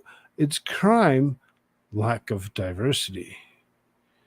Final Fantasy 16 is set in European medieval setting, drawing inspiration from societies that were not ethically or culturally diverse. In fact, acknowledged by Kotaku, with nonetheless complaints about the game overwhelmingly whiteness.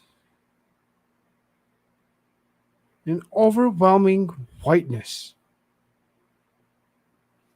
They're really concerned about this game, this PlayStation game, being too white. Being too white for anybody to play. Be careful, you play that game, you might become a white supremacist. If there's a fault to be had, it's the Velocity's lack of diversity. Producer Nokia Yoshida told IGN in November 2022 that the design concept always focused on historical, cultural, political, and anthropological standards of medieval Europe.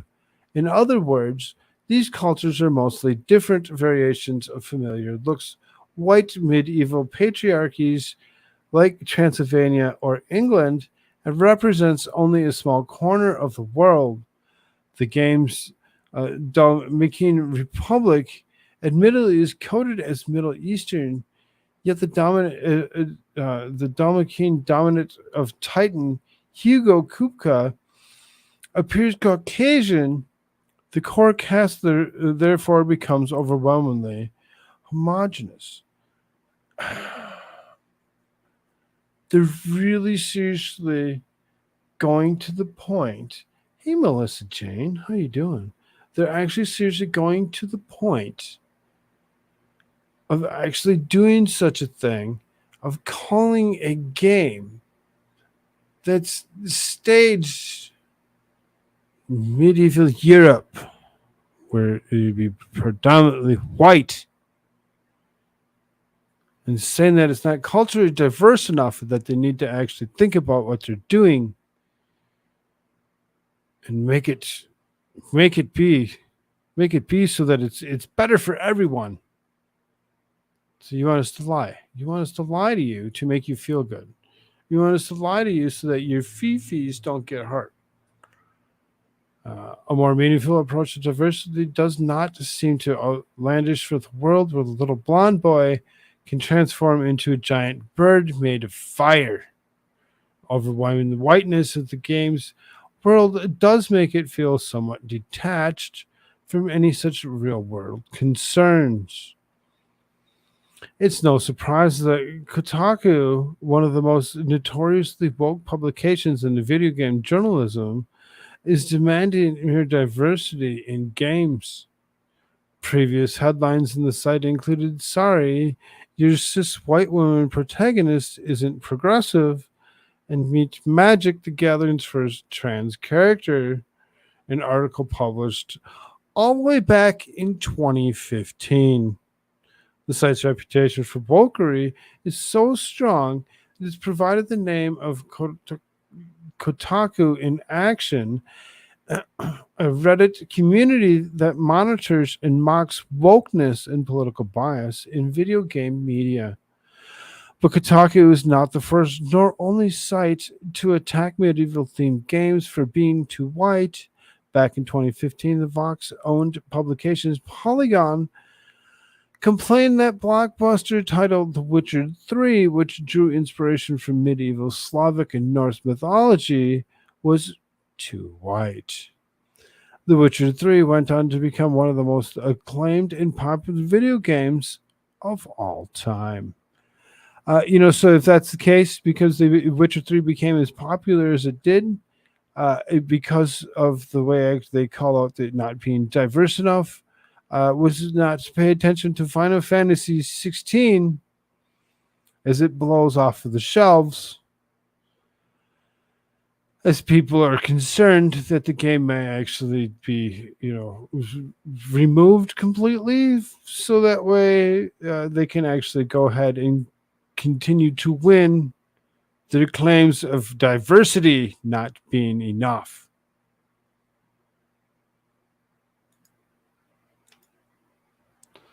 Well, all that being said, glad that I could actually bring you something tonight.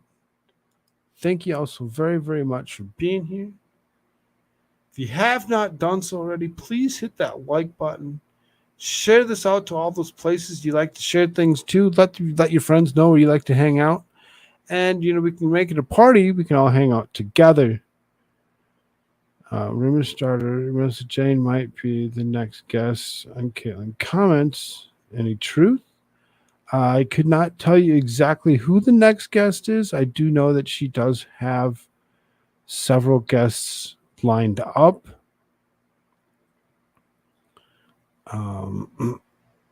In the near future. So I really don't know who or where Melissa Jane is here. She might be able to answer you better than I would on when she would be the next. If she would be the next, or any other way, shape, or form. Welcome back, Rabbit. All that being said, we're going to actually go away for the night. I'm going to say thank you all so very, very much for being here. I appreciate you all so very, very much. We'll see you tomorrow night for another episode of Shtick with Koolfrogg. 10 o'clock Mountain Standard Time. If you haven't done so already, subscribe to catch all of the show highlights and when things happen and occur.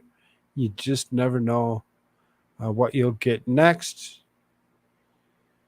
Later. I don't want to live on this planet anymore.